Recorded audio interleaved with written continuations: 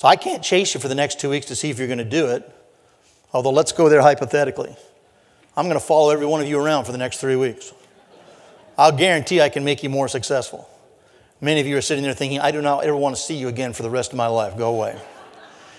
That being the case, then you get to write them down. There are 10 things you can do every day that will help you to get even better than you already are. You may have gathered already in this presentation. I am the non-technical part of this conference. But the key is to work on you instead of trying to change other people, which I already pointed out to you as an exercise in futility. How many of you are married? How many of you have tried to change your spouse in the last month? Successfully?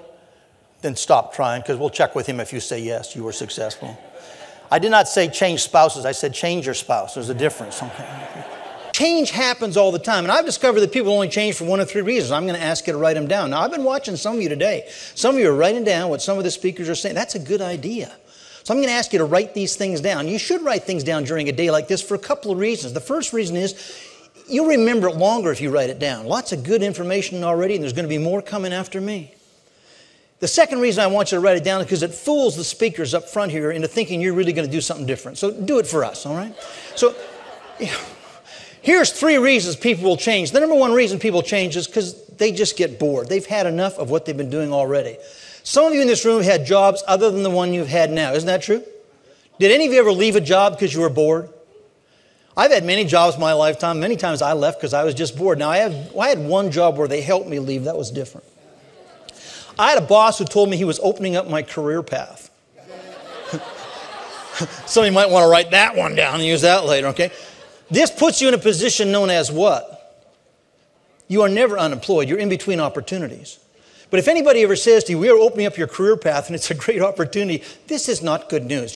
But I'm amazed anybody could say they were bored right now. I was listening yesterday just on the radio. I was driving over to the hotel from the airport, and it said that most of us are now exposed to approximately 4,000 messages per day, advertising messages. Well, if you're on a Disney property, you're exposed to more than that. But 4,000 a day, you might be overwhelmed, but you can't be bored.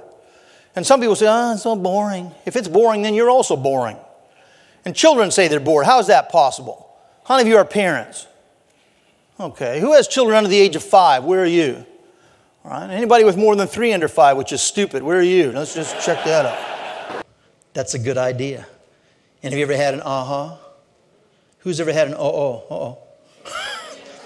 But even if I or any of the other speakers today give you an aha, I'm sure you're picking up some of you are still going to wait for who to change. Who are you waiting for? Somebody.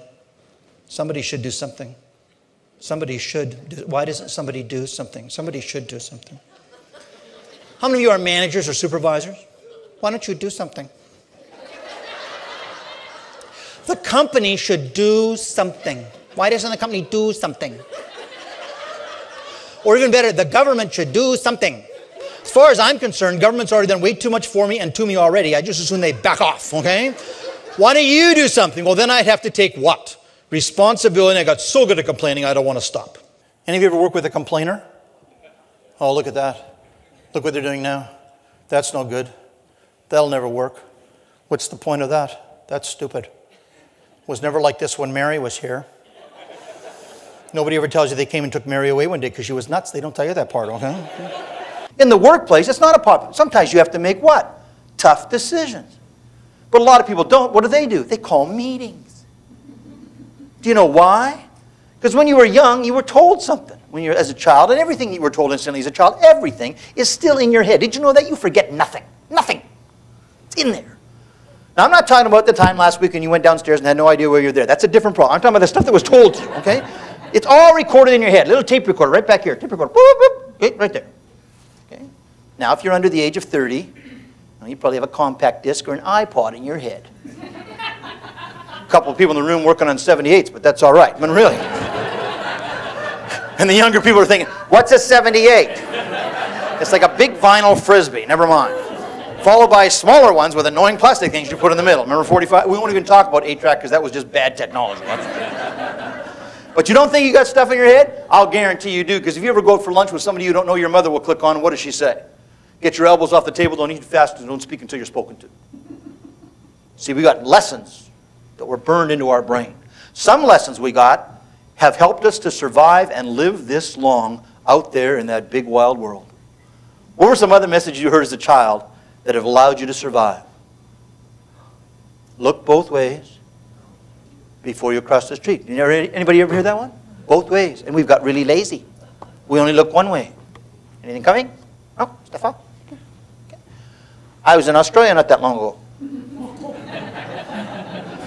You want to look both ways. Because if you walk up to the street, because they're on the other side of the road, anything coming? No. Step off, you're dead. Okay? So you got to look both ways. Okay? Lazy. Don't run with? Oh, good. Always wear clean underwear. Why? Because why? Altogether, you could be. And you don't think you're programmed. It's a very strong possibility that all your parents did not talk to each other. But you all knew that one. In fact, I've worked in 14 countries on 4 continents. I've worked in such diverse places as Saudi Arabia, the Philippines, Puerto Rico, Japan. I can throw that out anywhere in the world. Always wear clean underwear. And they all yell back, because you could be in this is an international motherhood plot about clean underwear. Now think of the pressure. It has to be clean all the time. Well, let's refute that one real quickly. You're driving along in your car, you cross a railroad track, and your car stalls on the track, and there's a train coming. How clean will your underwear be? Not that clean. I worked in a hospital for 2 years, and I know darn well when they wheeled people into the emergency, nobody ever said, let's check their underwear. Nobody says that. But the mothers are telling you that. My point is, those messages are where? They're in your head. Now, you also got some ones that are holding you back. And you're still playing them. Here's a message I got as a child. Did any of you get this one? Are you sure you're telling the truth? Think hard. This means not only are you prone to lie, you don't think hard enough. Have you ever tried to think hard? Let's do it. Count of 3. Everybody think hard. 1, 2, 3, go. See, it can hurt if you think hard enough. Who's forgotten something in the last month? You said, I guess I'll have to think harder. So you did. Still wasn't there. It came out 3 days later in your car. You don't even need it now. They should have told you to think faster now. Here's another one I got. How could you be so stupid? Now, this is not regular stupid. This is so stupid. This means if there's a stupid contest, you have a really good chance of winning. So who's made a mistake in the last month at work? Come on, own up, all right? And what did you say to yourself? How could I be so stupid? Probably because you weren't thinking hard enough. That's why. But let's get back to my meeting thing. Remember, we said we have to challenge people. When people are reluctant to challenge people in the workplace, they call meetings. Because here's a message you all got as a child. If all your friends jumped off the cliff, finish it for me. What was it? Would you jump too? So now you're a manager or a leader in a business, and somebody says, we have to make a decision. And you think, I'll have to check with all my friends. And so you call a meeting. Sooner or later, somebody's got to make a what? Not until they check with their friends. Meetings. And I hear it all the time from businesses. When I work with clients, we spend too much time in meetings. I then stop having them. See what happens? Well, we have to check with our friends. They don't say that, but that's the message. Kit Grant is consistently rated as the top speaker at conventions and conferences. His messages of taking personal responsibility and getting the results you deserve will propel your people to higher levels of accomplishment. Kit has delivered fast-paced fun programs to hundreds of thousands of people in 14 countries on 4 continents, providing them with the tools to take immediate action. Known by clients as the Director of Comfort Zone Infiltration, he is a positive catalyst for long-term personal and professional growth. Kit's Laugh and Learn approach educates and inspires his audiences to expand their comfort zones and improve performance. He always makes you, the professional meeting planner, look great. To book Kit to speak at your next meeting, convention, or conference, please contact the organization whose name appears on this DVD. A word of warning, laughter is permitted, even encouraged, during Kit's presentation. Do any of you hire people? Who hires people? Easy job, right? Toughest job I've ever had. Is there anybody here in the room who's never made a mistake? You always hire the right person 100% of the time. If you do, I want you to come work for me. I've been a disaster over my career in terms of hiring good people on a consistent basis. Had some good ones periodically, but it's tough. Because we heard today that the speakers talked about people being different, remember? So it's tough to do that.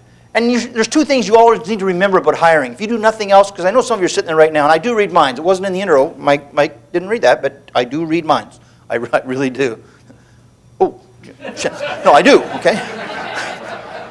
Here's 2 things you need to know about hiring.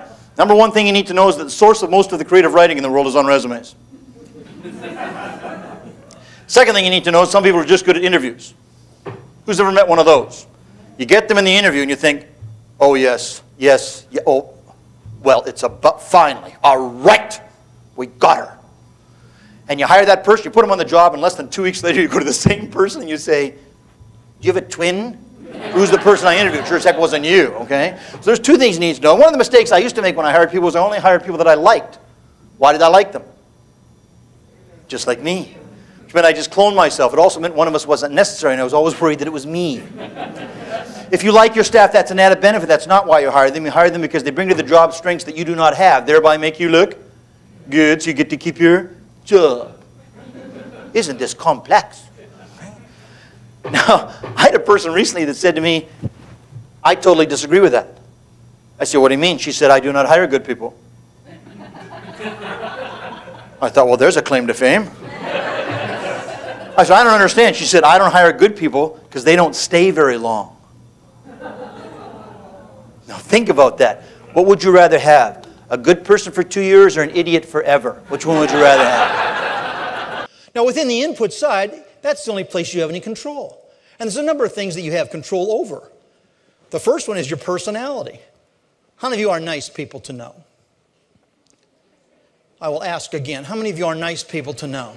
All right. Now, if you are sitting next to somebody who did not put up their hand either time, this afternoon's break, I would move. There's lots of seats up here in the front, okay? I mean, just get away from that person. Don't demand perfection. Here's my problem with perfection. It moves with change. Change happens how often? Every day, so you'll never be perfect. Isn't this discouraging for some of you?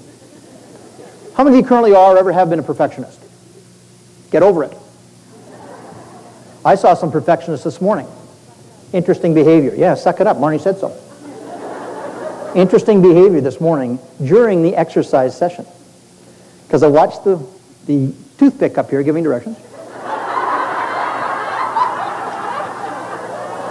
What did she weigh, like 67 pounds or what? And I'm standing at the back, out in the hall, we're in the safe zone where you don't have to participate, watching her give you directions, and here's what happened. 80% of the people in the room had no idea what she was doing. I mean, which one was it? I don't know, okay? And I was watching you. I don't know what she's doing, I'm not sure, okay? So as the music started playing, they were just moving. I don't know what's going on, I'm just moving. 10% had it down. Did you watch the guy over here? I got tired watching him. And I looked around the room, sure enough, 1 out of every 10. They're doing it, they're doing it. And then there was the 10% perfectionists who said to themselves, I didn't understand the instructions, so I'm not doing anything. You know what they did? They went for coffee, they went to the washroom, they walked out of the room, they left the room. These are not the quitters that Marnie talked about. These are the perfectionists. Because if they couldn't get it right, they were not participating at all, I'll tell you that. So they just checked out. I like the 80% just moving. We're moving. I don't know what we're moving. But you see, 10% had to be perfect. Those perfectionists in the room, if you are not perfect, who do you beat up on? Yourself. Because here it is at the end of the day when you made a mistake. Oh, look, look, look, look, look, look, look. Another mistake in this miserable existence I call life. My parents were right. I'm a loser. I'll never amount to anything. I think I'll be sick now. How many of you have ever made yourself sick? Ever done that? You all have. You know, thank you very much for coughing. You know, during the presentation, you notice there'll be about 10, 12 people in the room that either sniff or cough. That means the germs are in here right now. So with me, everybody take a deep breath. Come on, suck them in. There you go. How many of you are going to be sick tomorrow? You'll say, heck no, conference isn't over yet. I'll be sick on Thursday. And I can phone in and say, the conference just wore me out, I'm sick. See, I found that, I did that once on a Friday, and I said, how are you going to get sick tomorrow? And I had a woman in the class stood up and said, it's the weekend, I'll wait till Monday. So you can choose to be something other than perfect. Now, don't get me wrong, I'm not telling you to go out and make mistakes. I think we should all be striving to get better, but perfect is just a goofy goal.